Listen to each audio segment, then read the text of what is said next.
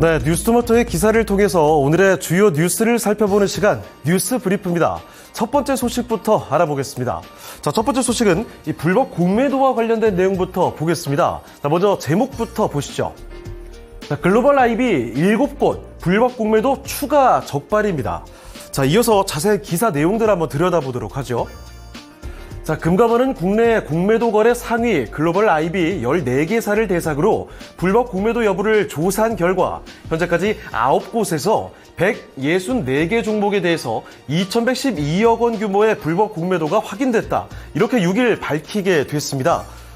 사실 작년 10월이죠. 글로벌 IB 2곳의 불법 공매도 행위를 최초로 적발한 바가 있고요. 그때 당시 BNP 파리바와 홍콩 HSBC 2곳이었습니다. 자, 그리고 올해 초에도 이렇게 2개사의 불법 공매도를 적발했다고 밝혔는데 이 조사 과정에서 위반 규모가 확대가 됐고요. 결국 지금까지 9곳으로 확인이 되고 있습니다.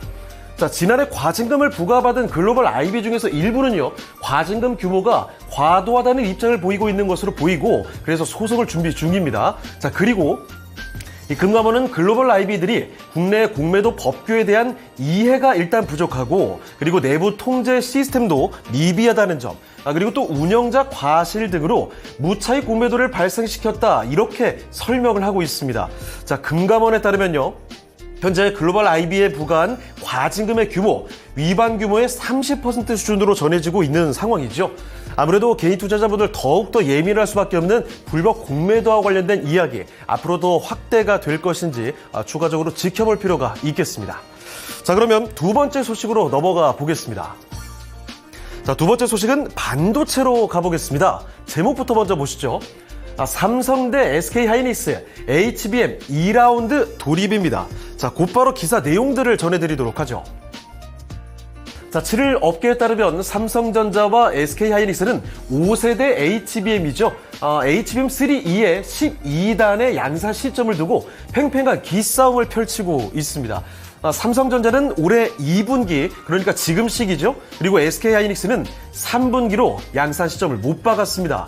자, 특히 삼성전자의 경우에는 앞서 좀 선점을 당한 게 있기 때문에 이번에는 최초 양산이라는 타이틀을 거머쥐어서 시장 분위기 전환을 노리는 모양새라는 점 기사에서는 전하고 있는데요.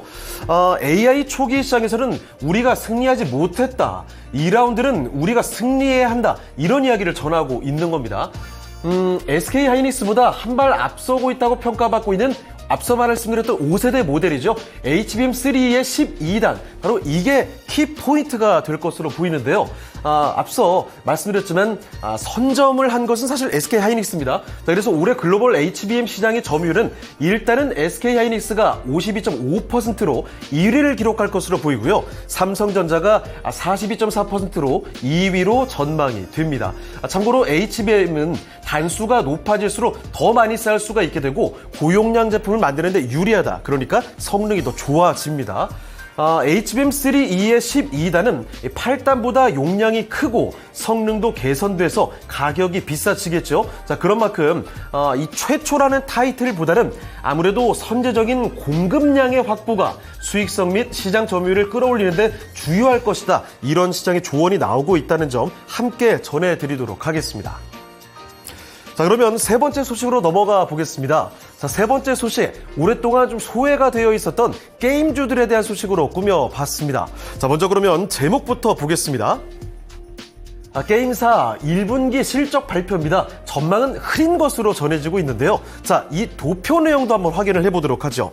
자, 실적 흐름입니다. 빨간색 그래프부터 보실 텐데 지난해와 올해 주요 게임사들의 1분기 실적을 비교했습니다.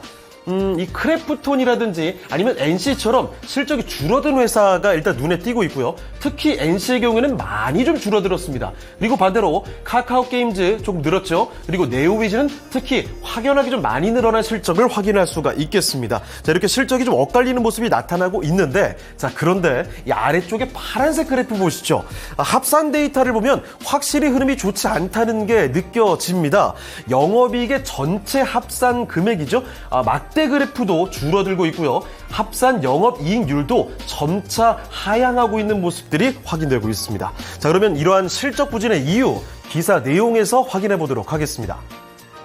시장에서는 게임사의 전반적인 실적 부진의 원인으로 모바일 게임의 성장 둔화, 그리고 획일화된 장르와 과금의 구조, 시스템이죠. 자, 거기다가 신작의 흥행 부진과 함께 출시 연기도 있고요. 인건비 부담 증가 등 여러 가지 요인을 꼽고 있습니다. 자, 그리고 특히 하락세를 보이는 NC소프트와 넷마블 등은 모바일 게임 매출 비중이 높고 또 MMORPG가 핵심 영업 기반이라서 진부화 속도가 더 빨라졌다고 평가를 하고 있는데요. 게임사의 전반적인 실적 상승 조건을 또 기사에서는 살펴보고 있습니다. 플랫폼과 장르 다각화가 최우선 과제로 거론이 되고 있는 모습이고요. 대표 사례가 지난해 이 패키지 콘솔 게임이죠. 밀리언셀러 피해 거짓을 출시한 네오위즈를 꼽고 있습니다. 앞서 살펴드렸다시피 네오위즈 실적도 확연히 좀 늘어난 모습인데요. 피해 거짓의 해외 매출 비중은 무려 92%에 달하고 있는 모습인데요. 자, 콘솔이 주류인 북미와 유럽에서 호평을 받은 영향입니다.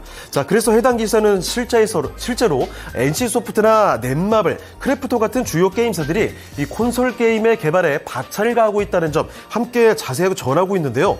게임사들의 향후 주가름이 긍정적으로 변화할 수 있을지도 체크해볼 필요가 있겠습니다. 자, 지금까지 뉴스 브리프 정보 전해드렸고요. 더 많은 뉴스토마토 기사 내용에 확인이 필요하시면 옆에 QR코드로 들어오시면 되겠습니다. 지금까지 뉴스 브리프였습니다.